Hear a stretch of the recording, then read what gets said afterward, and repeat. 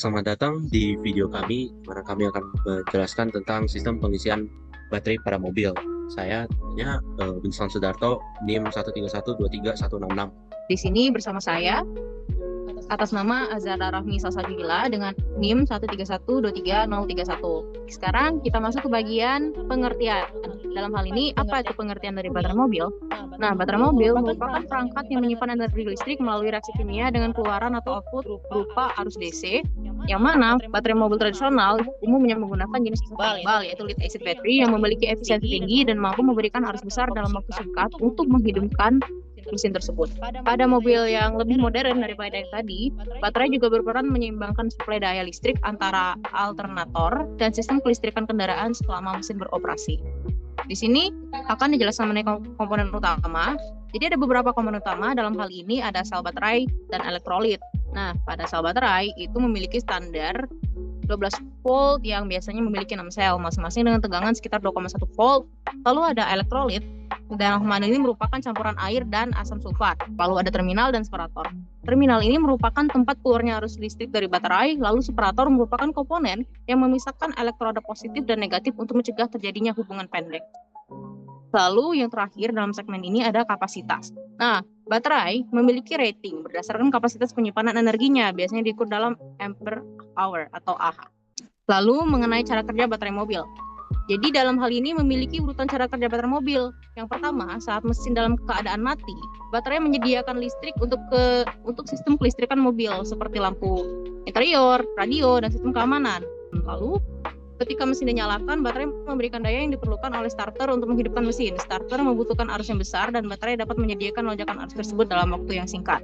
Setelah mesin hidup, alternator mengambil alih peran untuk menyediakan listrik bagi sistem kelistrikan mobil serta mengisi kembali daya baterai. Lalu, elektroda timbal pada plat negatif bereaksi dengan asam sulfat di elektrolit yang membentuk ion timbal dan timbal sulfat. Lalu pada plat positif, timbal dioksida bereaksi dengan ion hidrogen dan juga menghasilkan timbal sulfat. Dan selama proses pengisian, alternator membalik reaksi kimia tersebut dan mengubah timbal sulfat kembali menjadi timbal dioksida di plat positif dan timbal murni di plat negatif. Penggunaan baterai mobil, fungsinya menghidupkan mesin. Itu di awalnya tidak ada mesin yang hidup, maka diperlukan ada baterai untuk menghidupkan mesin. Lalu juga ada sumber listrik untuk aksesoris, misalnya seperti lampu, klakson, dan misalnya kalau ada radio di dalam mobil yang itu menggunakan sumber listrik. Ketiga, menyimbangkan listrik dari alternator. Ketika mesin mobil menyala, alternator menghasilkan listrik untuk seluruh kelistrikan mobil. Lalu ada juga sebagai backup listrik, namanya backup digunakan sebagai cadangan daya saat sistem pengisian atau alternator mengalami gangguan. Berikutnya ada perawatan baterai mobil. Tentu pertama memastikan terminal bersih. Terminal baterai harus bersih, bebas dari korosi agar bisa mengalirkan listrik dengan baik. Lalu ada juga perlu cek level elektrolit, jangan sampai airnya itu lebih rendah atau melebihi batas standarnya. Lalu ada juga memeriksa tegangan dari baterai mobil. Biasanya baterai mobil sehat sekitar 12,6 volt saat mesin mati tentunya.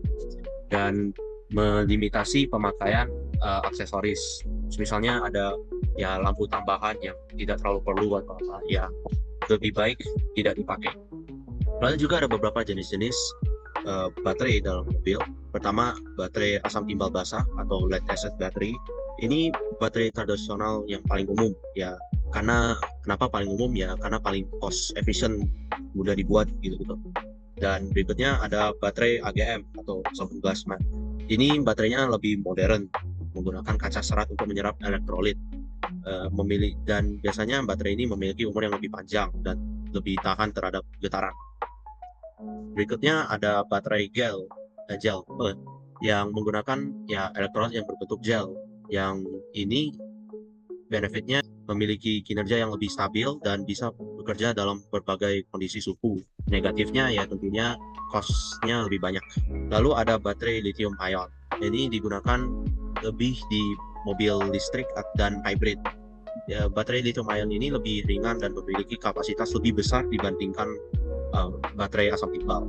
Baik, sekian presentasi yang dapat kami sampaikan. Terima kasih atas perhatiannya. Atmaya Ranatusum.